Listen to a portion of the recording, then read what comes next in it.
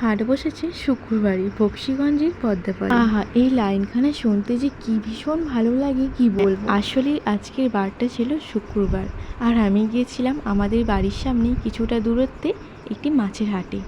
আর সেখান থেকে আমি কিছু মাছ কিনে নিই। আসলে যখন ভীষণ ব্যস্ততার মধ্যে দিয়ে যাই, কলেজ থাকে, তখন তো সময় বার করে ঠিক বাজারে আসতে পারি না। তার কারণে যখন সামনাসামনি দোকানগুলোতে মাছ কিনতে যাই তখন একটু বেশি করে নিয়ে রাখি।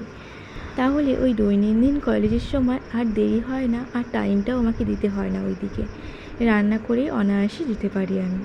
এগুলি একটা কন্টেনারের মধ্যে কিছু দিনের জন্য স্টোর করে রাখতে পারবো। আর আমাদের বাড়িতে যেহেতু গোলুবাবু রয়েছে সেটা তো আপনারা জানেনই, তার জন্য কিছুটা চিকেন আমাকে এনে রাখতে হয়। এইটিকেও ভালো মতো ধুয়ে একটা কন্টেনারে স্টোর করে রাখবো ডিপ ফ্রিজে। এই যে দেখুন কন্টেনারের মধ্যে ভরে নিয়েছি, চলুন এগুলো ডিপ ফ্রিজে রেখে দিয়ে এবারে। আর একটা কথা, আমার চ্যানেলটি যেহেতু একেবারে নতুন ওপেন করেছি, প্লিজ একটু পাশে থাকবেন, তাহলে আমার ভীষণ ভীষণ ভালো লাগবে। আর কি সাবস্ক্রাইবার তো বাড়ছে না। সবাইকে জানাই অনেক অনেক ধন্যবাদ।